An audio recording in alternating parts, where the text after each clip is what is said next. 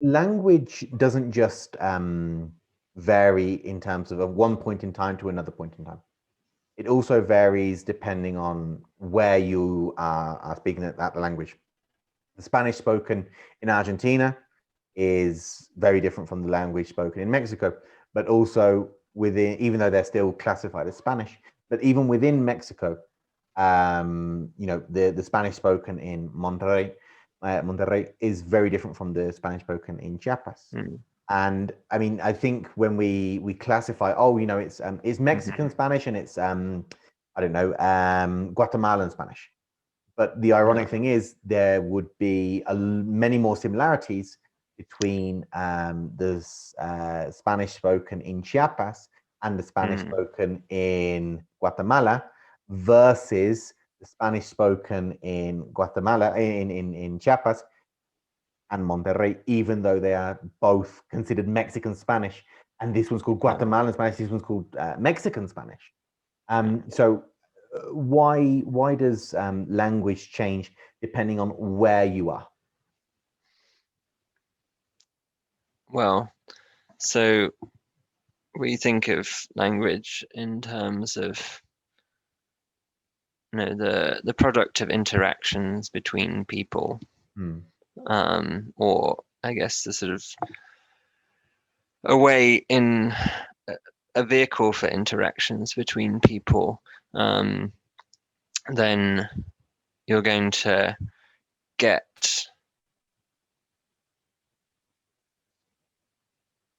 I know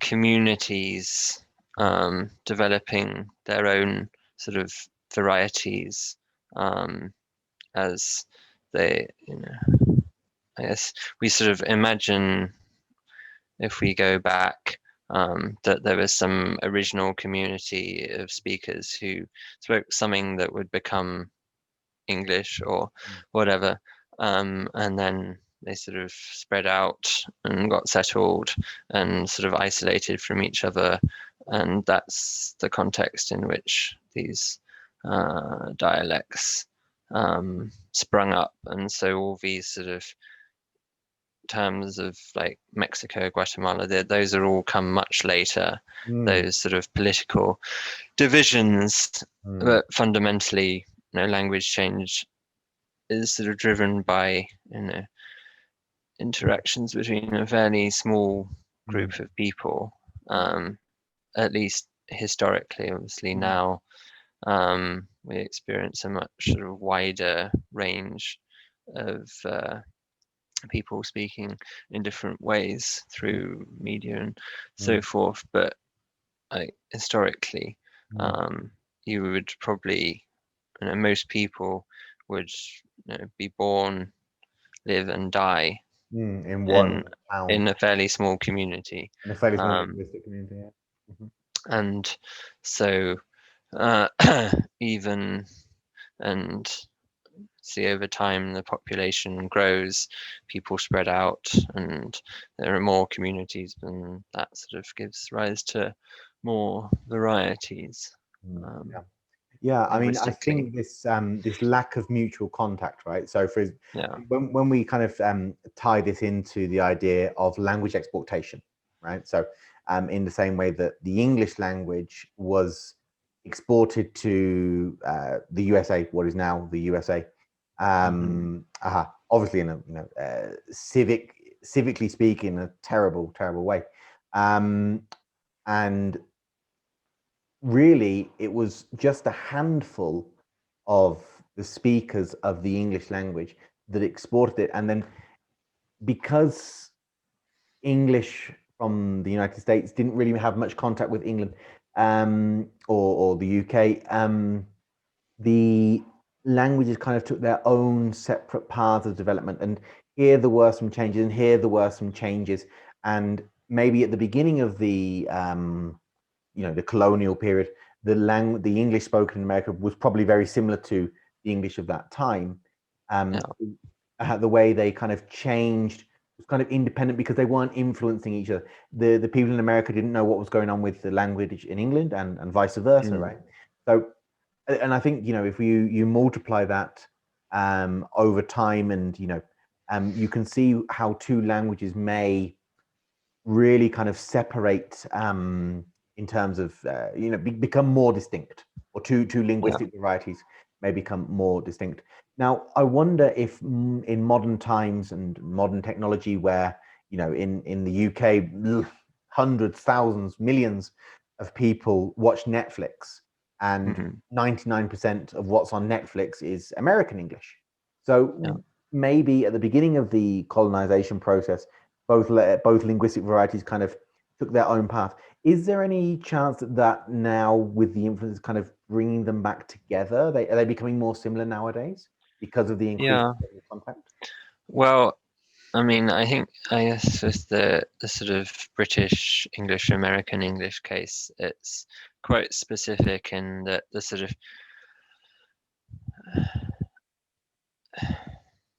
I suppose the sort of the sort of the centuries before American independence, there was what you're saying about there being little contact between the colonists and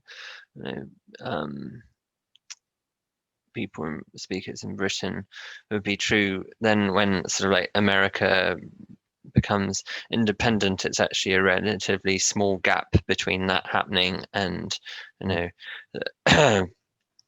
it being sort of possible to travel quite sort of safely and reliably between the two countries, and then we have the phone and so forth. So like they've probably diverged less than other examples you could find, but certainly I think that British English is sort of taking on a lot of features over time from American English. I remember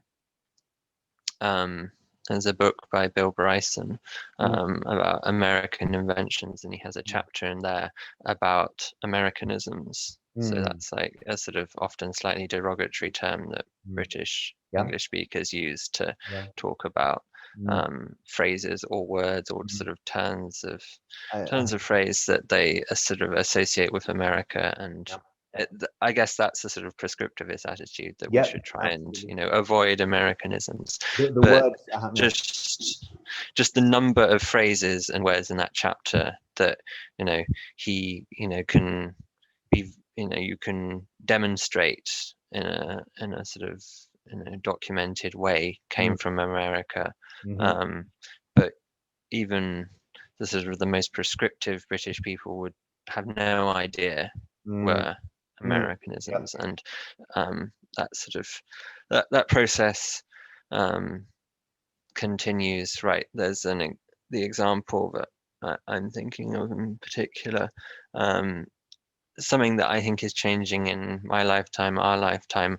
Like Dan, when you left the UK, I imagine that this usage of saying like super plus an adjective to mean like very like super amazing, super good, super interesting. Like when you left the UK, I imagine like that. I feel that was quite a marginal. I would agree. A marginal usage, and that that it was, there were a few sort of adjectives you could use it with where it sort of sounded natural, but mostly it was sort of ironic or definitely an Americanism, whereas now I think it's very widespread. Now that's really interesting, because I was watching an interview with Paul McCartney, and he was in Liverpool, and he was explaining the time when they wrote the song "She Loves You," yeah, yeah, yeah. And Paul McCartney's dad, whose name I can't remember right now, said to him, "But why are you using yeah, yeah, yeah? That's an Americanism, yeah. That's what it's saying. Can't you say she loves you? Yes, yes, yes." Which sounds ridiculous now. And I mean, who nowadays in the UK considers yeah to be, oh, don't say that. That sounds so American. Please stop. Who says that? Nobody, right? So yeah, I mean, it's a. I mean, it'd be interesting to count the number of times we've said yeah since we started recording this video, right? Yeah. So